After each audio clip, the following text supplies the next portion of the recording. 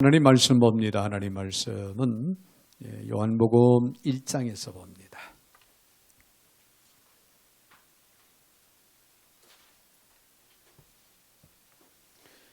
요한복음 1장 45절부터 51절까지 제가 받들어 봉독에 올립니다. 빌립이 나다나엘을 찾아 이르되 모세가 율법에 기록하였고 여러 선지자가 기록한 그 일을 우리가 만났으니 요셉의 아들 나사렛 예수니라. 나다나엘이 이르되 나사렛에서 무슨 선한 것이 날 수 있느냐. 빌립이 이르되 와서 보라 하니라.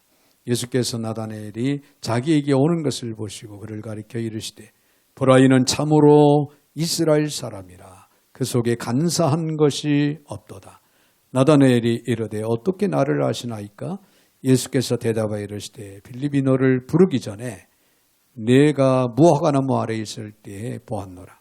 나다나엘이 대답하되 랍비여 당신은 하나님의 아들이시요 당신은 이스라엘의 임금이로소이다.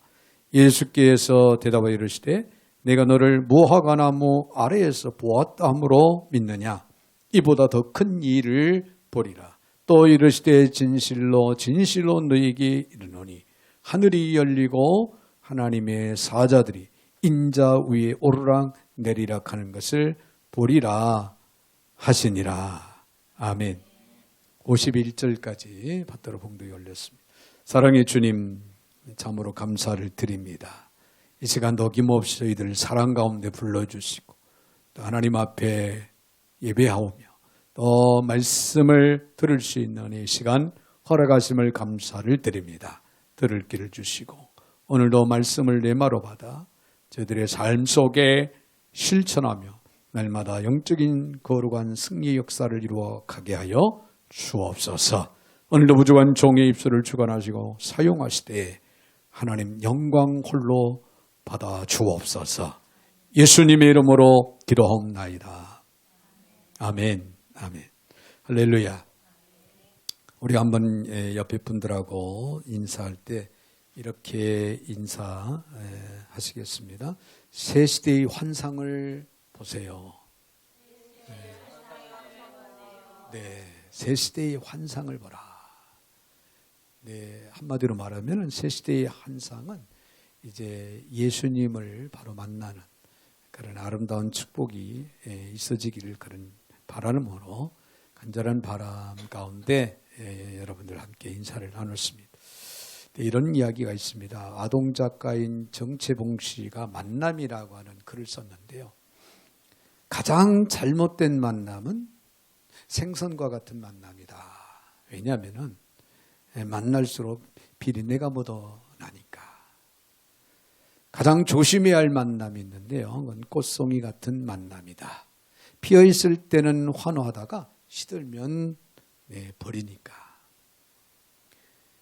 가장 비참한 만남은 건전지 같은 만남이다.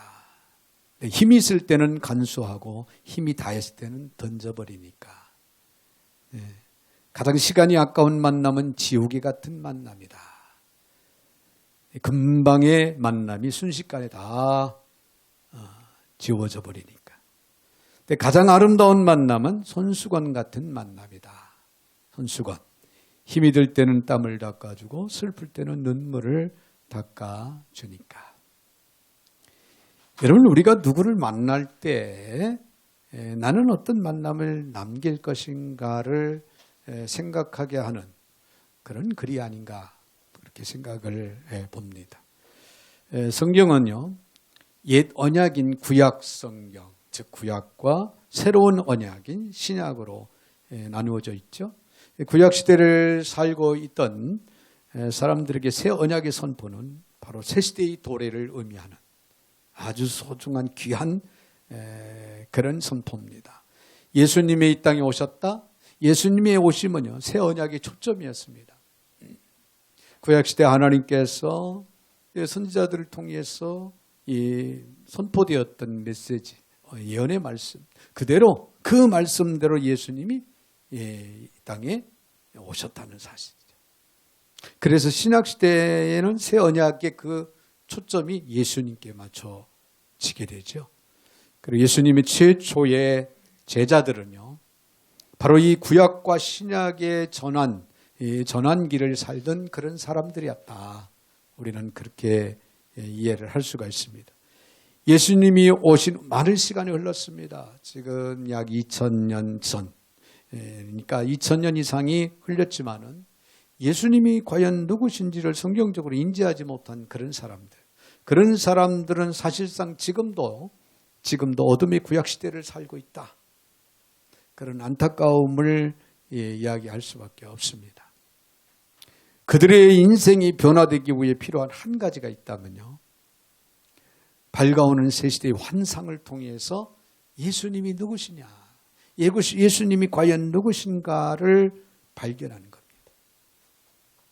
예수님이 누구신가를 발견하고 믿는 것이야말로 그들에게 꼭 필요한 변화의 역사를 가져올 수 있는 유일한 길이 된다.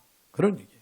자, 오늘 본문에 이런 옛 언약에서 새로운 언약으로의 전환기에 새 시대의 환상을 보고 예수님의 제자가 된 한 사람이 있습니다. 그게 누구냐면은 나다나엘이라는 사람. 나다나엘. 자, 그는 어떻게 새 시대의 환상을 받아들이게 되었을까요? 그를 통해서 오늘을 사는 오늘 저와 여러분도 어떻게 새 시대의 환상을 볼 수 있을까를 좀 더 깊이 생각하고 이해하는 그런 시간이 되었으면 합니다. 먼저 우리가 생각할 수 있는 것은요, 예수님에 대한 편견을 버려야 된다는 거예요. 네, 예수님에 대한 편견을 버려라. 지금도 예수 안 믿는 사람들과의 그 대화를 해보면요, 그들이 예수를 믿지 못하는 때에는 믿지 못할 정당한 그런 이유가 있어서라기보다 대부분의 사전에 그들의 마음속에 입력되어 있는 어떤 그 편견들 때문에 그들은 예수를 믿지 않는, 예수를 믿으려고 하지 않는 그런 모습들을 우리가 발견을 합니다. 그런데 오늘 본문에 나오는 나다나엘이 바로 그와 같은 상태였습니다. 오늘 본문의 45절을 봅니다. 45절을 보면요, 빌립이 나다나엘을 찾아 이르되 모세가 율법에 기록하였고 여러 선지자가 기록한 그 일을 우리가 만났으니 요셉의 아들 나사렛 예수니라. 무슨 말입니까? 이 빌립이 나다나엘을 만나서 이제 간증을 해요. 우리가 모세가 이야기했던, 선지자들이 이야기했던 그 메시아를 우리가 만났다. 이렇게 이야기하는데 그게 무슨 말인지 이해를 못합니다. 받아들이지를 못합니다. 내가 구약 율법에서부터 증언된 바로 오실 그 메시아를 만났다고 이야기를, 그 메시지를, 그 복음을, 그 증거를 전해 들었는데도 불구하고 그를 이해하지 못하고 받아들이지 못합니다. 그런데 문제는요, 나다나엘의 마음을 닫게 한 것은 그가 나사렛 출신의 예수라고 하는 사실 때문이었습니다. 나사렛 출신의 예수다. 하필이면 왜 나사렛이냐? 나다나엘이 생각할 때 왜 하필이면 나사렛이냐? 나사렛은요, 나다나엘의 고향인 가나에서 아주 가까운 곳에 있었어요. 네, 불과 6km 그렇게 그 정도 떨어진 약 20리도 안 되는 가까운 그런 마을에서 태어나셨다, 그런 얘기예요. 두 마을은 당시에 일종의 경쟁 관계. 우리 마을이 그래도 수준이 있다. 아니다, 우리 마을이 수준이 있다. 너희들의 마을은 별 볼 일 없다. 이런 식으로 서로 경쟁하는 그런 관계에 놓여 있었다고 하는 사실을 우리가 생각을 해볼 수가 있습니다. 게다가 나사렛은 거기서 멀지 않은 세포리스의 로마의 당시에 수비대가 주둔하고 있었습니다. 그래서 로마군들이 수시로 나사렛 동네의 나사렛 거리를 활보하면서 다녔던, 그래서 악을 일삼던 곳이어서 이제 비하된 말로, 히브리 말로 호칭이 노츠리라 그렇게 불리워지기도 했다고 합니다. 자, 그런데 그런 동네에서 누가 메시아가 나셨다니 도무지 나는 받아들이기가 응하기가 어렵다 그런 얘기예요. 누가 그렇습니까? 나다나엘이 지금 마음의 문이 닫혀 있는 가운데서 그렇게 이야기하는 겁니다. 자, 이런 편견이 나다나엘로 하여금 마음의 문을 열지 못하게 만들고 있었다는 거예요. 여러분, 우리들의 마음 가운데 편견이라고 하는 것은 우리의 마음의 문을 닫게 만듭니다.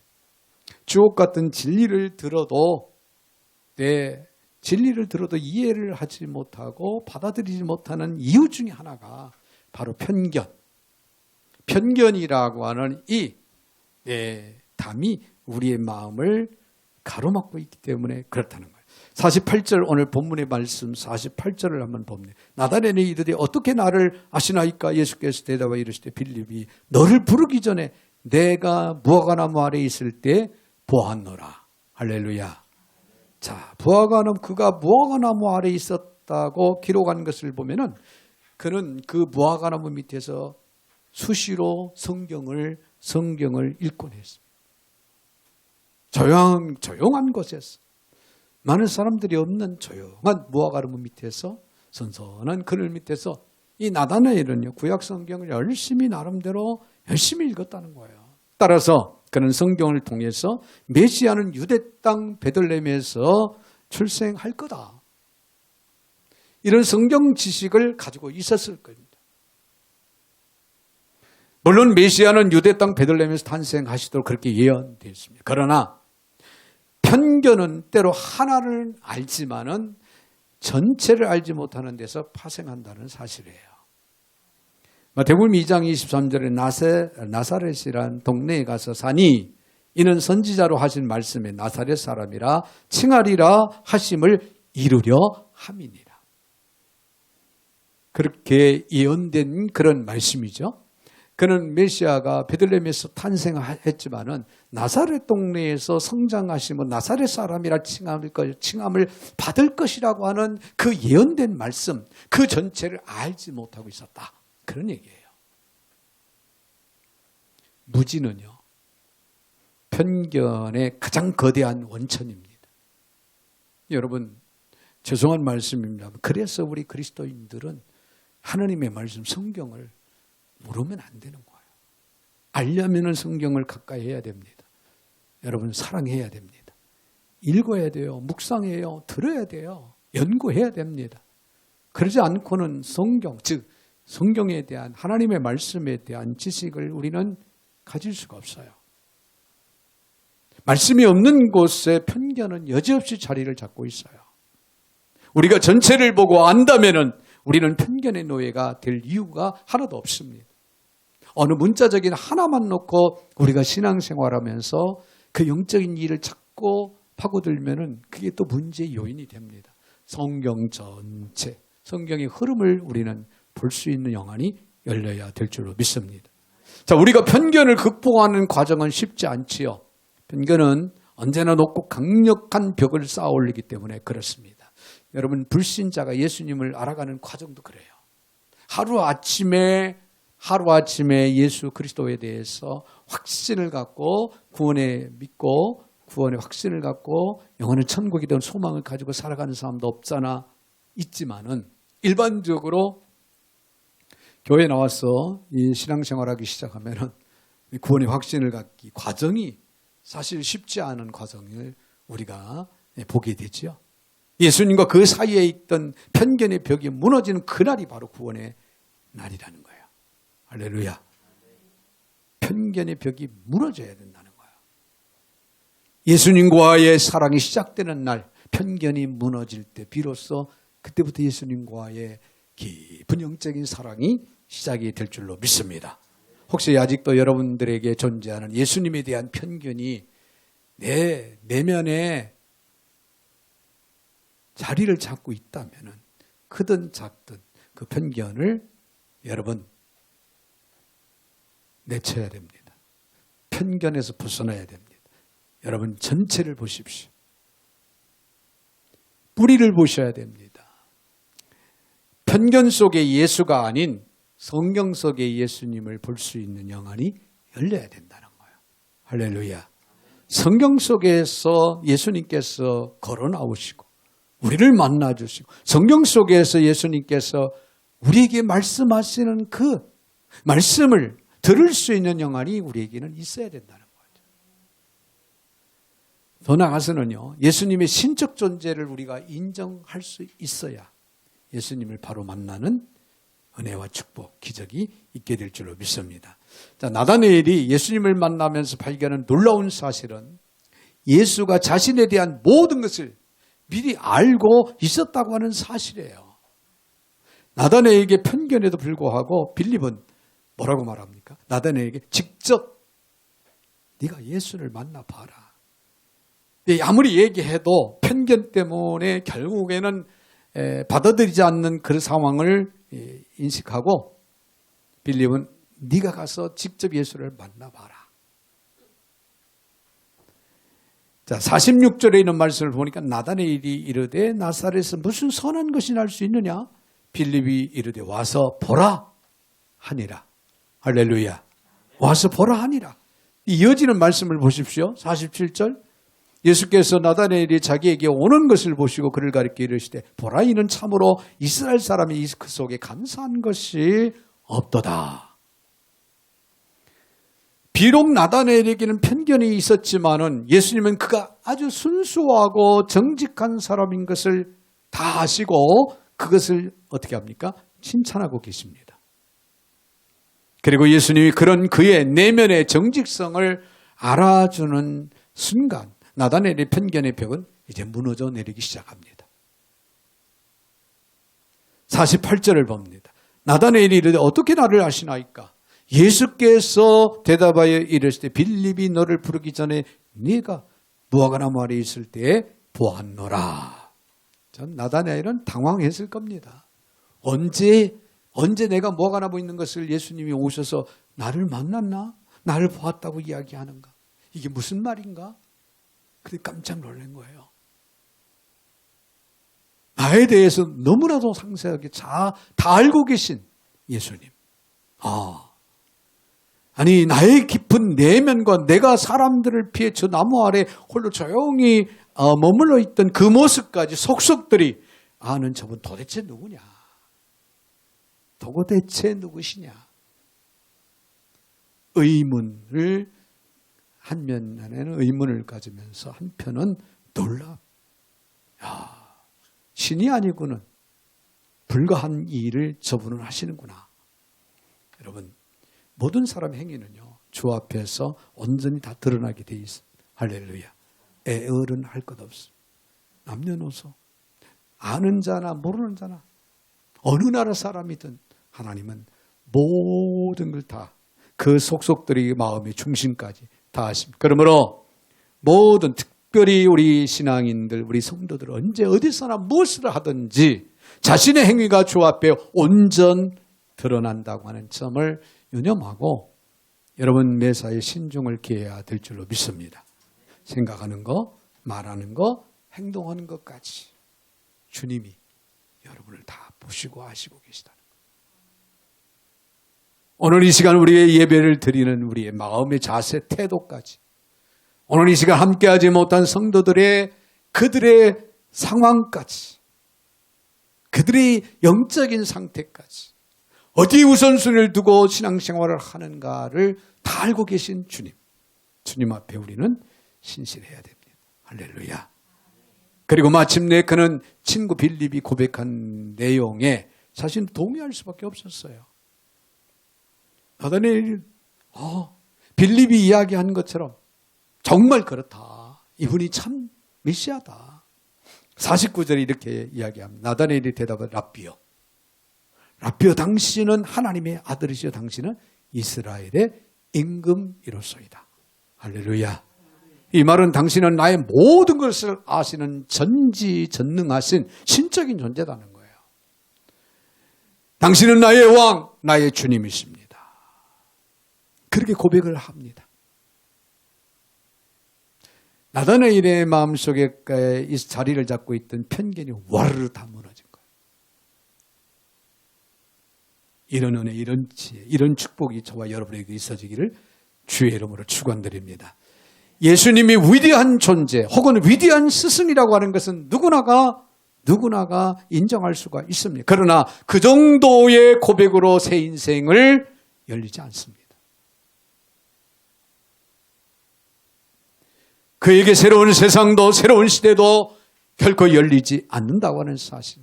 오직 우리가 그를 하나님의 아들로, 할렐루야, 아니 그를 하나님으로 인정하고 고백할 때 비로소 새 삶, 새 역사가 시작된다고 하는 사실을 우리는 믿어야 될 줄로 믿습니다.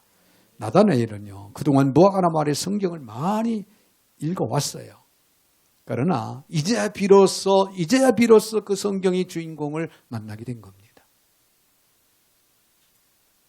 요한복음 5장 39절에 있는 말씀을 보면 너희가 성경의 영생을 얻는 줄 생각하고 성경을 연구하거든요. 이 성경이 곧 내게 대하여 증언하는 것이니라. 할렐루야. 여러분, 성경 하나님 말씀은 누구에 대해서 증언하는 것이다? 예수 그리스도. 우리 구세주에 대한 증언입니다. 그래서 여러분, 성경을 우리는 가까이 해야 되는 거예요. 성경을 열심히 읽어야 됩니다. 네? 열심히 읽어야 돼요. 지난 한 주간도 여러분 성경을 얼마나 읽었는지, 성경을 얼마나 읽고 말씀을 얼마나 여러분이 묵상했는지, 설교는 또 여러분이 또 들었는지. 여기 서 있으면 다 보여요. 다 보여요. 목사님 어떻게 봅니까? 여러분들이 카톡에 올린 사람은 성경을 읽은 사람이에요. 그렇죠? 안 올린 사람, 유지혜 같은 학생은 중간고사 시험 때문에 바빠서 그랬는지 안 올린 거 보니까 성경을 안 읽은 것 같아요. 근데 막내는 읽은 것 같아요. 성경을 올렸더라고요. 여러분, 하나님의 말씀을 가까이 하십시오.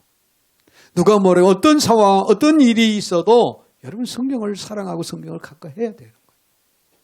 그러지 않고는 여러분 내 마음속에 편견을 내려놓을 수가 없고, 그러지 않고는 우리가 진정 만왕의 왕이 되시고 우리의 주가 되시는 주님을 바로 만나 바로 그 만남 속에서의 삶을 우리가 살아갈 수가 없어요.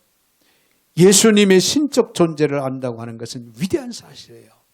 많은 사람들이 예수를 거부하다가 성경을 통해서 예수를 발견하고 예수를 믿게 된 그런 사례들은 얼마든지 있어요. 얼마든지 있습니다. 사형수들도 그런 예들이 상당히 많고, 스님들도 그런 예들이 많고, 베너의 작가도 역시 반박을 하기 위해서 예수에 대해서 반박을 하다가 성경을 읽다가 예수님을 발견하고, 그래서 그 위대한 작품인 베너를 만들어낸 거예요. 여러분, 예수님을 가장 바르게 신실하게 만날 수 있는 길, 하나님의 말씀. 여러분, 말씀을 가까이 하시기 바랍니다. 말씀을 사랑하세요. 사랑하는 자가 가까이 하고 가까이 하는 자가 그 말씀에 대해서 여러분 알게 되는 거예요. 자, 더 나아가서는 예수님의 중보자 되심을 우리는 분명히 알아야 된다는, 예수님의 중보자 되심을 알자.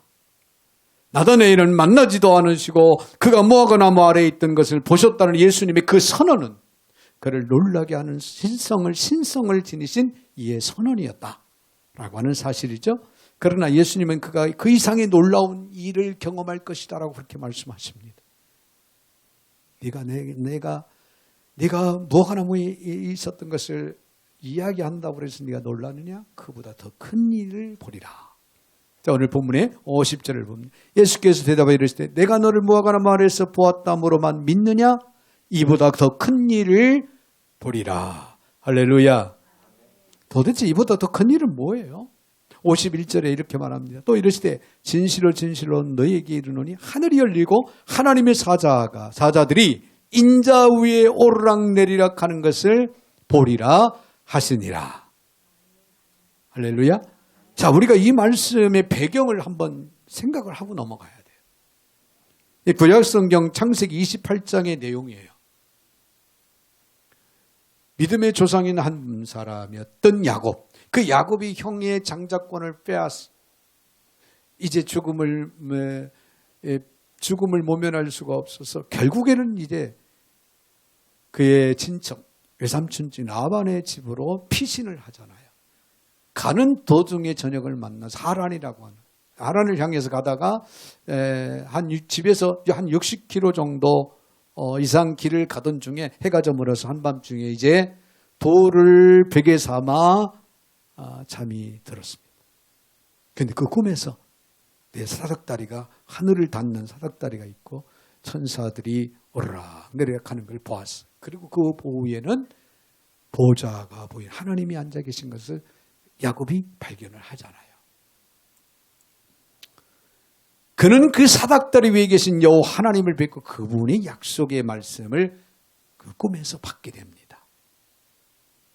예수님은 왜 이런 이야기를 나다나엘에게 이 상황에서 말씀을 하고 계실까? 창세기 28장의 사건과 본문에 나오는 51절의 이야기에서 바꿔진 것이 하나가 있어요. 바꿔진 이야기. 말씀이. 그게 무슨 말이냐면 창세기 28장에 천사들이 오르락내리락 사닥다리에 오르락내리락 하는 사닥다리 대신 예수님은 천사들이 인자 위에 오르락내리락 하리라 그렇게 말씀하고 계신 거예요. 여러분 이해가 되시면 하면 약간 달리 예수님이 말씀하고 있죠. 이 무슨 의미를 내포하고 있을까요? 야곱이 본 환상에서 하늘과 땅을 연결하는 사닥다리가 바로 인자 되신 예수님이다. 그런 얘기예요.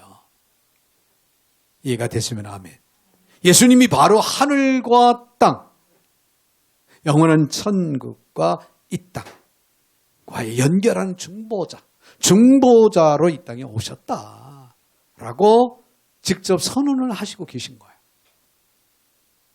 할렐루야.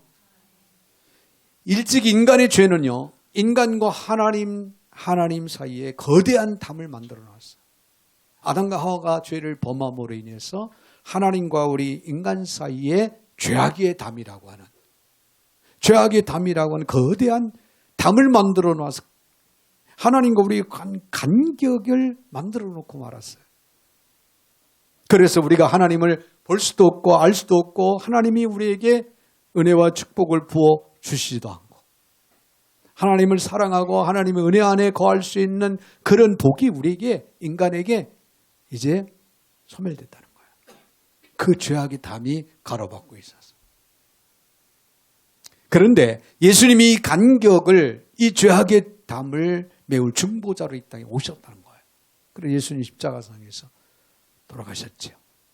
그때 위로부터 휘장이 갈라지더라. 할렐루야. 내 성막의 휘장이 갈라져서 성소에서 지성소를 볼 수 있게 됐다는 거예요. 예수 그리스도 중보자 되신 예수 그리스도가 우리의 죄를 담당하기 위해서 물 한 방울 피 한 방울 아껴지 않고 다 쏟으시고 몸을 찢기기까지 생명을 바쳐 희생하심으로 인해서 우리의 죄를 사해 주신 거예요. 그래서 우리가 하나님께 나아갈 수 있고 하나님을 볼 수 있고 하나님의 은혜와 사랑을 힘입을 수 있는 그런 은혜와 축복이 우리에게 이루어졌습니다. 한마디로 중보자 되신 예수 그리스도로 말미암아.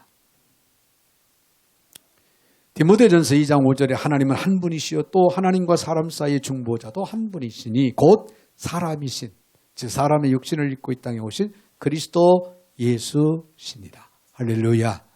할렐루야. 예수님이 오늘 우리의 중보자가 되셨다고 하는 것은 어떤 의미일까요? 다시 야곱의 사건으로 돌아가 생각해 봅니다. 그는 죄를 지은 후 죄책감을 하나로 안고 지금 두려워하면서 떨면서 도망을 가고 있어요. 야곱이 장자권을 형으로부터 에서로부터 장자권을 빼앗아 축복권까지 뺏어서 축복을 받고 지금 도망가고 있어요. 얼마나 불안하겠어요? 얼마나 외로운 사내였냐 이거예요. 그런 그에게 중보자 되시는 예수님이 찾아오십니다. 그런데 그를 책망과 벌을 주시는 것이 아니라 용서하고 오히려 그를 축복하십니다. 지금 야곱이 저지른 창세기 28장에서 나오는 야곱이 저지른 그 죄, 그 못된 나쁜 습성, 형에서의 장자권을 빼앗아 도망가잖아요. 축복권을 빼앗아 도망가는데 그냥 하나님 앞에 하나님의 진노를 받고 벌을 받아야 되는데 하나님은 축복하십니다. 네가 어디를 가든지 내가 너와 함께하리.